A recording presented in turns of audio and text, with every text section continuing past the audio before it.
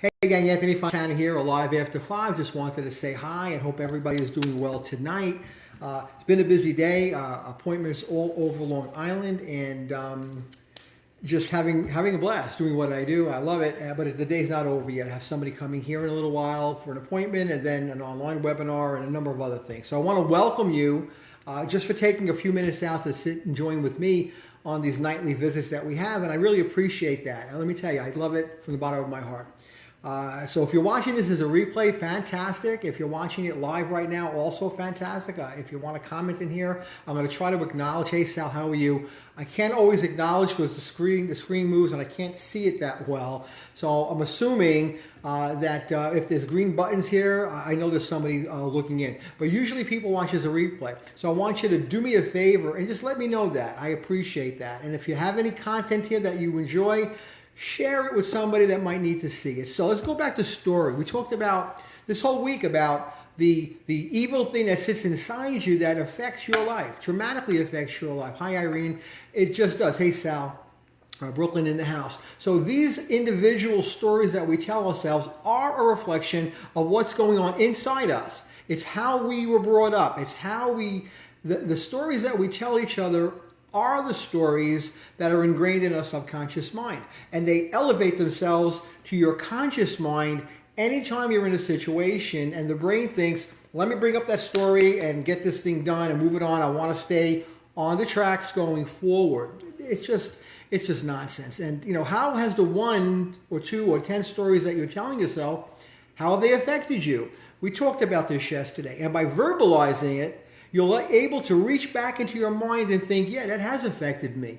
I don't have money because I thought I'm not supposed to have money. My parents were frugal. I'm supposed to be frugal.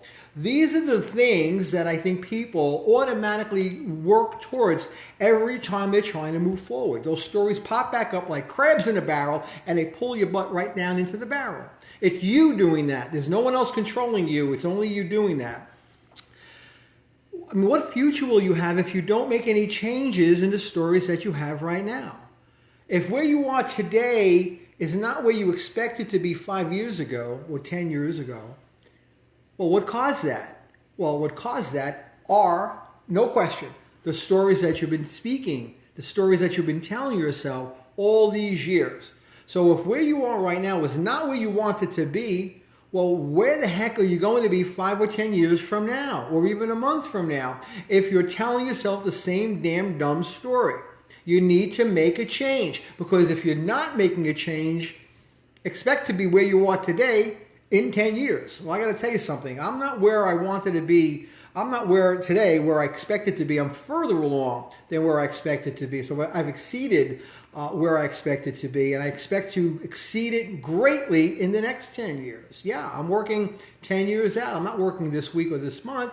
I'm not working on getting likes today. I'm working on building relationships that are going to be long-term. I'm working on building a long-term business that'll pay me residually all my life, and after I'm gone, it'll pay my kids. That's how hard we're working right now. We're doing things differently because we think differently. If you want to live a 1% life or even a 10% life, you have to do the 1 and 10% things to get there. And stories are the controlling factor right there. So you can prove your stories are not true by just looking around your own story with examples that defeat that story. Like, I don't have money. I can't succeed. Well, there were a lot of people that had no money that are billionaires and 100 millionaires today. There were people that, I don't have an education. Well, there are people that say that to themselves, and yet there are people that didn't go to college. Tony Robbins, Richard Branson, they didn't do well in school. And today, look where they are. How many people are they affecting and influencing?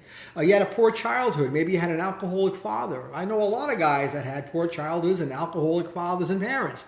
Sometimes drug addicted things. And yet, they're doing very, very well. They're very successful. I met a guy today. I was hanging out with him, a great friend of mine from 10, 12 years ago. Haven't seen him since 2009.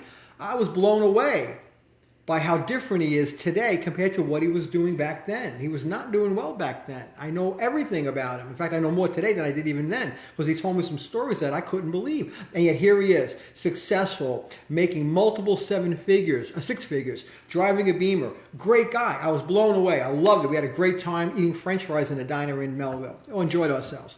So no excuses. You'll always find people that have the same situation you have or had it, and made different decisions. They didn't acknowledge their story as true. They acknowledged their story as fake. So you'll find proof right around you. Just look in a biography section of a library, and you'll find people that have had your issues and your situations, and they did well doing that. They did well. They got rid of that crap. So here's an experiment. You want to change your story real quick? Have a conversation with God or the deity that's you think is running the universe, whatever you believe. If you walked in and sat down with God himself, and God said, Anthony, you're not doing what you promised me you would do. I made you, I put you out there. You have every possible capability to succeed and to grow and to develop and to nurture and to change lives, and yet you're wallowing in self-pity, you're wallowing in failure. Tell me why. And you're sitting there thinking, Jesus Louise, I got to tell this to the Supreme Being. I got to tell him why I'm not succeeding. I got to throw all this out there. And you try having that conversation with him face to face. And let me tell you something. You're going to laugh. You're going to be embarrassed by it because it's not true. And you're going to start thinking a little bit about that. So have that conversation. What if your life is a certain way? Have a conversation with a Holocaust survivor or a cancer victim that survived or someone that's endured untold tragedy, and you're telling them that, I'm not a success because, my dad was mean to me when I was 12. Oh my God, they're going to laugh at you because they had a life that you can't even conceive of. Now, maybe your tragedies are the same. They've done something different. They've moved forward. You have not. What's the difference? It's not the fact that they're a better person than you. It's not the fact that, they're better than you or different from you. They're the same as you. They put their pants on or dress on the same way. So you're not different from anybody else. Your stories are meaningless in the scheme of things. You need to change it if it's a negative and it's holding you back. So what I want you to do is I want you to look for the good in any story that you're telling yourself that's a negative, because everything does have a blessing. If you've had a negative life up to now, what have you learned from that life? Maybe it's made you stronger. Maybe it's made you a better parent. Maybe it's made you somewhat aware of the things that you're doing wrong, and you're now conscious of those things. I've had stories come up all my life, and some of them were good, some of them were bad. I've learned from the things. I said it in the beginning here. What if your life is an experiment? What if it's a process where you're learning how to be better? Because everything that's happened to you from birth to right now was supposed to happen. It's designed to design you. You're a work in progress. You're a clay mold being molded every single day, every minute of your life. You're molding yourself. You need to do what you need to do to create the perfect Da Vinci or whoever the sculptor was. Rembrandt? I don't know. Who was a sculptor back in the 1500s? I don't know. So say it out loud. Look for the good. What good has come from your story? I want you to focus on that, because everyone has good things happening, and those good things stem from your story. You may not be acknowledging it, but it's there nevertheless. So, Tony Robbins says this: what if life happens for us, not to us? How cool is that? What if life happens for us, not to us? Isn't that interesting? It's developing you. Life is helping you develop you to be better. Understand it that way, and it's going to change your perspective on a lot of different things. Everyone's had bad crap. Everyone's had stuff happen to us. We've all gone through negatives, and you're creating yourself every single day. You're creating a brand new you. Fact is, from what I remember about science, your body, every 7 years, every cell in your body is completely recreated. So the physical person you are today did not exist 7 years ago. It's all brand new. Well, why do we hold on to the stuff up here for 7, 10, 15, 30, 40, 50 years? It's unbelievable to me. Since your body is recreating itself every 7 years, then you can recreate yourself every day. It's a process, but you have to decide to do it. So I want you to write down, here's the end of this, I want you to write down your story, your new story. If you've taken my advice, and written down your old story or stories and put them on paper, even if it's just one sentence each, rewrite that in a positive.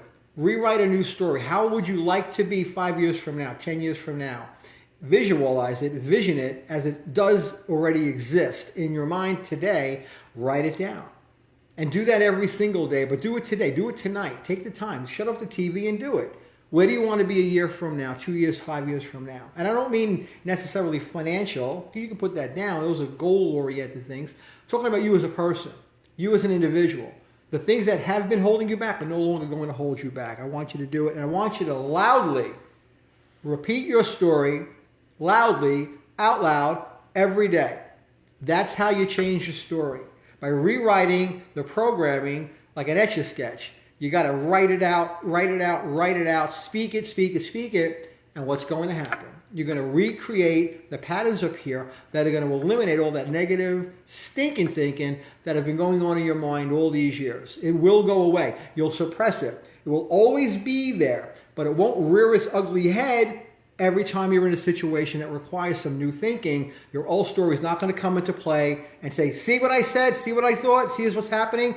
I guarantee you that if you do what I'm saying to do, if you take my advice, you'll have a better week, a better year, a better month, a better life. So take it. So I hope you do. Donald, my buddy, Ronnie from, oh my God, from high school. Wow. Hi, Candy. How are you? I'm going to wave. Frank, what's going on? Danielle, what's happening? Melissa Gale is on here. Allison, Judith is always on here. I love it. Sharon, I love seeing you on here too.